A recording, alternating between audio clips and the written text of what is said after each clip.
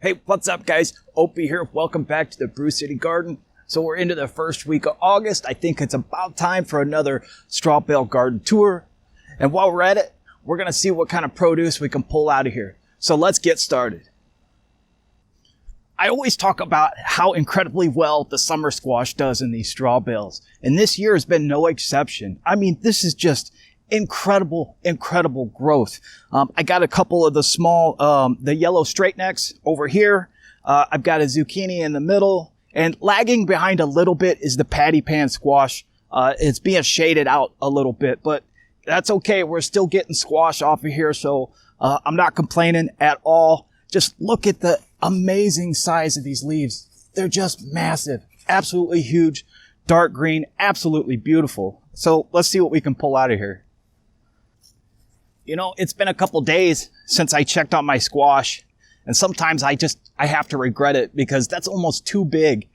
You know, it's still edible, don't get me wrong, and we will eat this. Actually, this size is just about perfect to slice right down the center long ways, dig the seeds out, and make a little boat out of. You can stuff this with all kinds of meats or cheeses or whatever you want, and it'll turn out just delicious. These are also good for dehydrating into little squares or cubes or whatever, and putting in soups and stews through the winter time. So these will definitely not go to waste. That's a beautiful, very large yellow straight neck squash. Let's see what else we got in here. Now, as I'm looking around, I see 3 patty pans, but they're not ready yet. They're still about yay size, about 2.5 inches around. So we'll let those keep going. And it looks like I'm going to have to move around to the other side. And I see what appears to be a monster in there. Let's take a look. Now, I always say never turn your back on a productive squash plant because they will get away from you very quickly. It's been 2 days since I've been out here, mind you.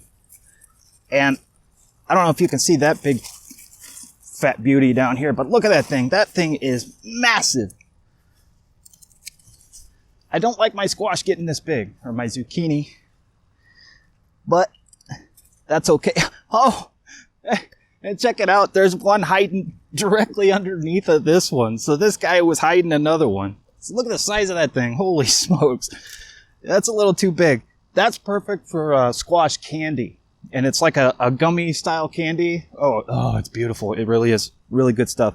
Kids love it. I love it. But check this out. There was another one. Perfect size. Hiding right under that one. See how light the color is on that one? That's because it hasn't been getting any sun. Because was literally hiding right underneath that one. Partners in crime. Look at that. I love it. I've always had the most incredible success growing my cucumbers in straw bales. They really always do very, very well for me. As you can see, I've got these cucumbers climbing on a trellis. And if you're growing in a straw bale garden, especially a setup like mine, you definitely want to grow these up on a trellis. And they train very easily. Once you get them started, they'll pretty much take to the trellis all by themselves, and you don't have to worry about them laying on the ground and, you know, having to step on them as you come through and inspect and harvest your other crops. And as I look through here, not only is this trellis loaded down with blossoms and bees, and trust me, there are bees everywhere. There's a beautiful little bumblebee right here. These things are so tame, you could almost pet the bumblebees. They really are just the coolest bees ever. The only time they'll sting you is if you accidentally disturb them or squish them or whatever. But for the most part, I mean, you can literally pet a bumblebee. They're the coolest thing ever.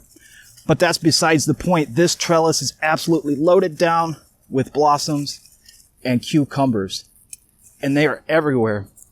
I've got 2 different varieties of picklers here. And they're both just cranking them out. They are absolutely cranking them out. I mean, they're everywhere.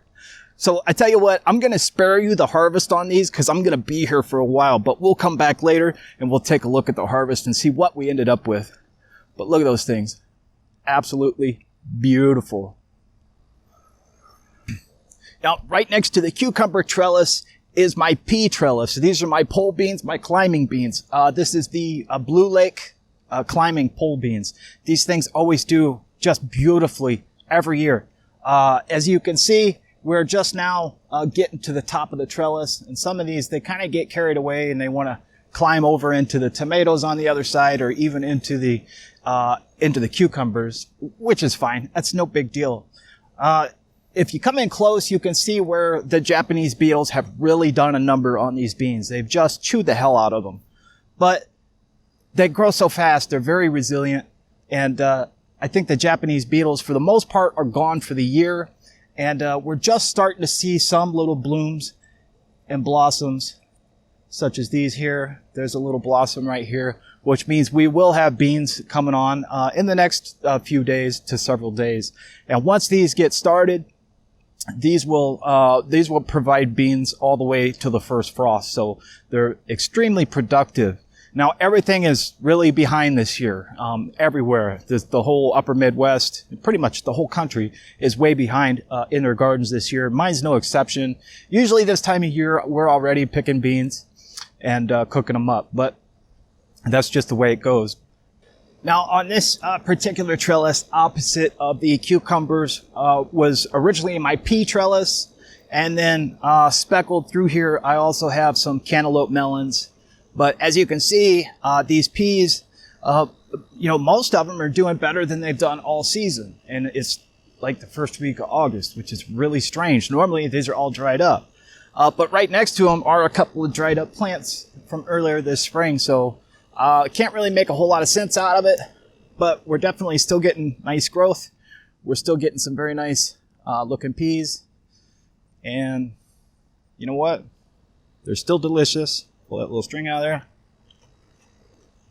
They're just as sweet as they would be in mid-spring. So, I can't complain. At first I didn't think we were going to get a very good pea harvest, but they're coming on strong, and they have been for the last couple of weeks, enough to where we can make a couple of meals out of. So definitely happy with that. The cantaloupe melon is just now getting blossoms, and I think I see a couple of small pollinated flowers that should hopefully provide some cantaloupe coming up in the next few weeks now. So with any luck, we'll at least get a few cantaloupe, and we'll get a few more peas. So I'm definitely happy with how this turned out. I was a little frustrated to begin with in the season, much like a lot of other people, but everything looks really good. So, hey, I'll take it. Speckled throughout the entire garden, I've got several different varieties of carrots growing, and these are one of the first things I planted just after conditioning the bales. And even though they're growing a little bit slower than what I would typically like, really it doesn't matter, and these will continue to grow all the way through frost. So we just come out and harvest these as needed. I won't come out and pull them all up until a really hard frost comes along in the fall. But so far, not looking too bad. I'll pull a couple for dinner tonight. How do you like that? Some beautiful atomic red carrots. Let's take a look at those. Look at those bad boys. Just beautiful. And these red carrots are super delicious. I don't know if you've ever had them, but if you happen to see a seed pack in the grocery store or the garden store, pick some up, because these are absolutely delicious. You'll love them. Now, the peppers this year have been nothing short of just stunning. I mean, they have done incredibly well, which I think is really odd considering the weather conditions that we had this year. But for whatever reason, my peppers are going gangbusters. They are just doing fantastic. I've got some jalapenos here that I've been picking for a month now. We got some cayennes that are turning red. The Jimmy Nardellos, which are just going just incredible. I've never seen so much productive out of one pepper. We've pulled a good number of bell peppers, sweet bells, off of our bell pepper plants. And I've even got our new experimental daytill peppers are finally starting to pump out some peppers. So I think by fall time, I should have a good handful of those as well. So I couldn't be happier. The peppers are doing awesome. And then, of course, as you see down here, The watermelons are really starting to take off. No fruits yet. Now, I don't know if we're going to have enough time to get a watermelon to maturity at this point, but I'm not giving up hope. So hopefully we can get 1 or 2 melons this year. I would be happy with that. Now, as you can see at my feet here are the butternut squash, and they're already starting to run out under your feet over there. These things did phenomenal last year. I tried them for the first time last year, not sure how well they would produce, but they really produced very, very well. And the great thing about butternut squash is they will keep for a very long time. We ate our last butternut squash last spring, so they will keep if stored properly. And these guys are very happy, and I expect to get another very nice harvest out of these. Now, it's kind of hard to tell, but over here I've got some acorn squash, and I do see some small acorns developing in here, so that looks good. I've also got more right behind me in the corner.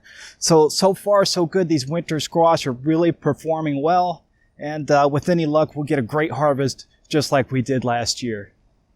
And getting out of these is always a trick without stepping on them. Always give yourself enough room. Try to space your rows if you can, because otherwise you'll end up with what I'm dealing with here. It's like playing, what's that game where you spin the thing and you got left hand red, right hand blue type of thing? Twister, that's it. Walking through this garden's like a game of Twister. So if you can space your garden wider, if you got the room, I would recommend doing that. Otherwise, it's kind of fun as long as you don't step on your plants. All right, guys, hey, let's stop right there. I know I'm getting a little bit long-winded today, but I just get so excited, and there's so much to share with the Straw Bale Garden here at the Brew City Garden channel. So I'm going to go ahead and cut this video into 2 different parts. Hey, if you like what you see so far, hit that thumbs up button. And if you're new here, hit that subscribe button so you don't miss part 2 of the early August Straw Bale Garden tour, where we're going to cover our greens, our tomatoes in straw bales, and even our sweet corn grown in straw. So you don't want to miss it, guys. Make sure you stay tuned. And until next time, we'll see you.